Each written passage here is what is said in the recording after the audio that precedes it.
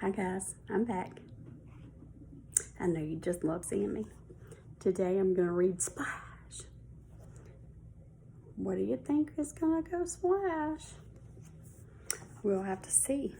Splash is written by Beverly Danny. What does the writer do? What are they called? The author. It is illustrated by Bernard Abnett. What does the illustrator do? That's right, they draw the pictures.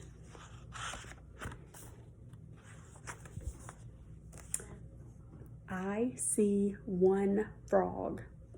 I see one frog. Just one. I see two frogs. I see two frogs. 1, 2.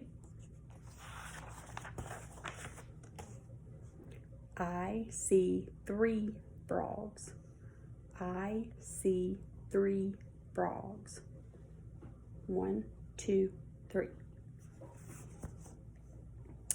I see 4 frogs. I see 4 frogs. 1, 2, 3, 4. How many do you think we're going to see on the next page? Splash! I see no frogs. I see no frogs. What happened? They all jumped in the pond, or maybe that's a river. So, why don't you take a minute just to draw us a picture of something that you might find in a pond or a river, and then tell us what it is.